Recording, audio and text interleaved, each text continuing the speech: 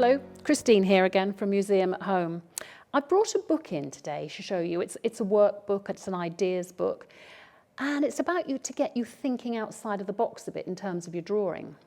So I've got some examples. In here, here's some bits of pottery from Black Ven, from down on the old, that's fallen out of the old rubbish tip, similarly to what we've got in the cabinet.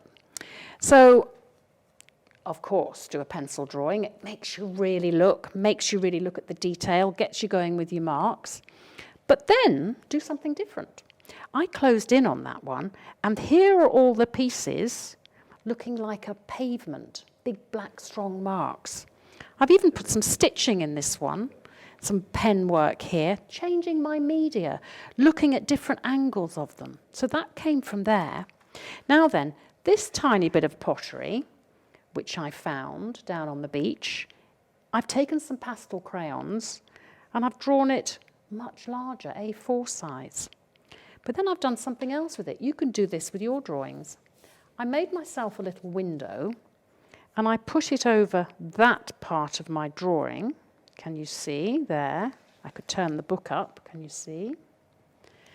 And there it is. I've drawn what's in that square over here, even larger. So this has actually become like some sort of mountain or seascape, or is it Golden Cap, I wonder? Who knows? It actually is from that tiny little bit of pottery. Playing around, be playful. Here I've got some bottles. These bottles are rather like the ones in the cabinet downstairs. Again, I believe in drawing. I like good drawing. So a study in pencil, lots of marks, but then what else can you do? I've taken some shapes, I've taken a pen, I've squiggled in the background, and it's become a bit of a design. In this one, I took some pastels and I took some bit of white gesso, and I've looked at the patina on one of the bottles. Got even more playful. Tore up a magazine, a photograph and some text, looked for the light and dark areas and stuck it and collaged it down. In here, I went right into that area on the original bottle, enlarged it, and it's become an abstract design, drawn with different kinds of crayons. Getting playful, lots of ideas. Here we've got ammonites from the museum. Again, my drawing. Only went so far that I didn't get bored, because if I did it all, I would be a bit bored by it. But then I took out a pen and a bit of wash and did a detail, went in even closer, got out my gutsy black 8Bs that are water-based as well, graphites, did a chunky drawing of one small part of it. Wow, it could be a mountain range. Then got out some colours, changed the colours. Look at light, medium, and dark, choose 3 colours, one for light, one for medium, one for dark, in areas, and draw it in this. Light for my pale blue, pink for my medium, dark blue for my dark areas. Similarly here. Okay, Jane Austen's gloves. Again, really looking at them very much in detail, getting all the little stitches in, being very careful about the drawing, a pencil drawing. Got out my chunky black pencil again. This has become a bit of a design. I've gone into it and looked at it. Then I got a pen and I've done really tiny, tiny marks and put some water on it.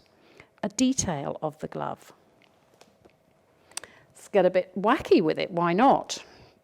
Not quite Jane Austen, but why not? So, an interesting design, taking the shapes, putting some interesting colours there. It becomes a very modern, almost abstract picture.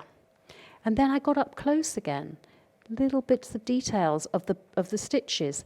This again has become an abstract, but this would not exist had I not done the original drawing of the Jane Austen glove. Inspiration. Brittle starfish, this is in the museum. Again, I've done a drawing. Start with observing. All the time I'm doing that observational drawing and looking in closely at it. I'm getting to know my subject, but it's giving me time to think, what else could I do with it? How can I make an interesting image? This time, I've written are things, what do they remind me of? What do the brittle stars remind me of? And I'm sure you can read that. Tree roots, arteries, snakes, tangles of strings and knots, etc., etc., lace, layers. So this time, I've found some photographs. Here's some snakes, some tree roots. Lace from the museum, arteries, road maps, string and rope. I could make art from those. Now, here's our friend here. Here's our Ichthyosaur. Here he is. Here's a close-up of his eye. Here's my observational drawing. I'm thinking, what can I do with it whilst I'm doing this drawing? But I'm enjoying making the marks. There's a real range of marks in there. So I've kind of stylized it a bit. I've taken 3 colours. So I've made the same arrangement, the same composition, but different colours.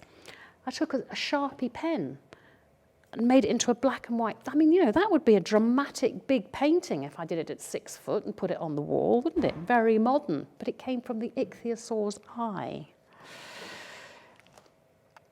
And then I took my crayons, and again, I'm looking at light, medium, and dark. Light areas, medium areas, and dark areas. These are pencil crayons. I've gone over and over, keeping light colours together, medium colours together, and dark colours together. Scribbling over. It gives it real depth. And then I've looked in the mirror and drawn my own eye, carefully. So think outside the box. Think of what else you could do with your drawing. I love the traditional black and white pencil drawings with graphite. But get your crayons out. Get some colours out. Get some collage out. Be playful.